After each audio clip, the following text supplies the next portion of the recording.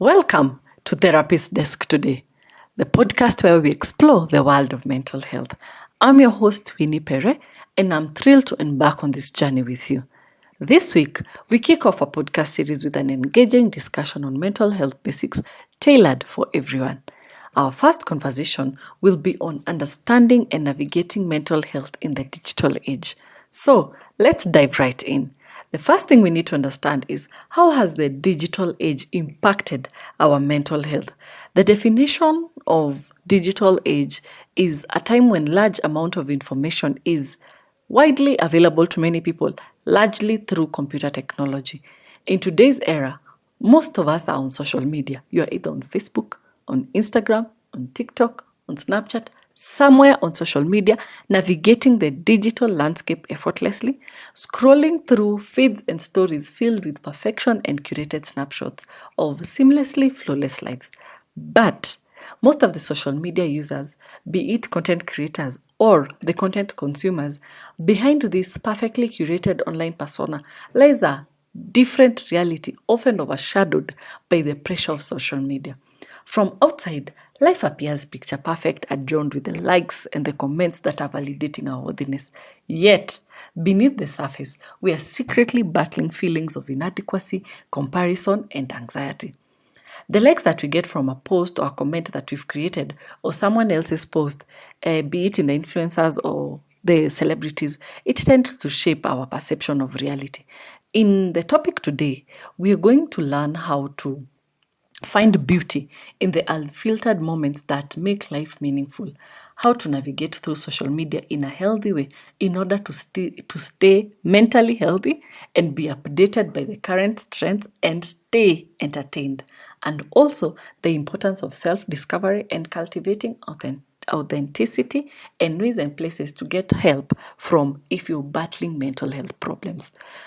So, mental health is a holistic term encompassing our emotional, psychological, and social well being.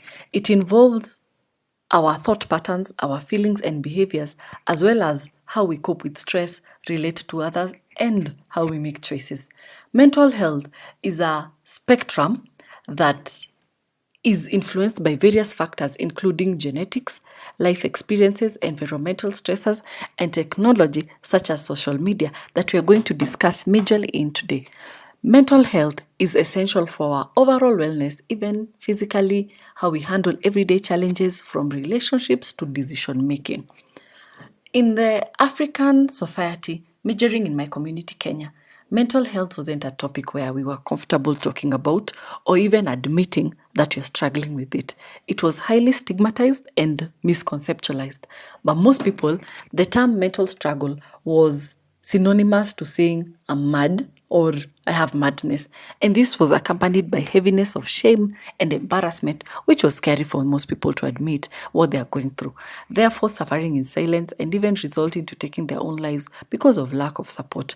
This discussion today, it's aimed at diffusing the notion of from madness to it is a disease that has the same weight as physical illness and seek to get support from people who are close to you and not only on social media. But then social media has come a long way and gifted us spaces filled with the information and spaces where we get help from, where you're able to hear people's stories that they're going through that you can relate to.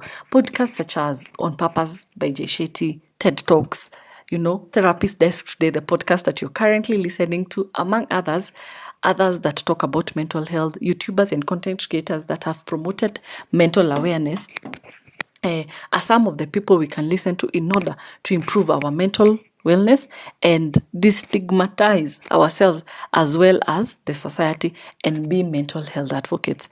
The digital age has brought about significant changes in how we communicate, how we work, how we interact with the world. While it has opened incredible opportunities for connection and access to information, it has introduced challenges that have affected our mental health. For example, social media and the comparison culture. Platforms like Facebook, Instagram, TikTok, they have created a huge culture of comparison where people have often measured their worthiness and success against others based on curated online personas, making people have feelings of inadequacy, low self esteem, and anxiety. Let's mention cyberbullying as another challenge. The internet has facilitated the rise of cyberbullying, where individuals are targeted with harmful and threatening messages online, criticism, body shaming. Cyberbullying can have very severe psychological effects, including depression, anxiety, and suicidal ideation. Cyberbullying is a conversation of its own, and I know so many people who have been unable to rise above it. There's something we call information overload. This is the constant stream of information available online. It can be very overwhelming, leading to difficulty in focusing and making decisions, which contributes to stress, anxiety, and burnout. Another challenge we can say is sleep disturbance. The use of electronic devices before bedtime has disrupted our sleep patterns. That blue light from the screen does something to your melatonin, which is a hormone that regulates sleep, making it harder to fall asleep and stay asleep. And at this point, I want to recommend a book by Matthew Walker called Why We Sleep. Once you read that book, you will be able to put your phone away at least an hour before bed. Another challenge we can add is FOMO. This is the fear of missing out. To this list of how our mental health has been affected by social media, FOMO is where individuals feel anxious or left out when they see others engaging in activities or events that they are not part of. FOMO can contribute to feelings of loneliness and dissatisfaction with your own life. Navigating mental health in the digital era, it requires proactive strategies to maintain your well-being amidst the challenges posed by technology. So I'm going to give you some tips and practices that you as an individual, you can practice. The first thing we can do is you can set boundaries. Establish clear boundaries around your digital use. Define specific times for checking your emails, social media, or engaging in other online activities, and stick to these boundaries to be able to prevent you from the digital overload. Another thing you can do is limit screen time. Reduce your screen time by setting daily or weekly limits on your smartphone, computer, or other gadgets. Use features or apps that track screen time and produce reminders when you have reached your limit. Most of the Android users and iPhone users, the Apple users, they are able to have this particular app where it's able to, once you've reached your limit, it's like the app is able to stay away. Another thing you can do, create tech-free zones. Designate certain areas in your home, such as the bedroom or the dining area, as tech-free zones. Keep electronic devices out of these areas to promote relaxation and better sleep quality. I saw a video somewhere where when it's dinner time, a lady comes in with a basket and collects all the gadgets at dinner.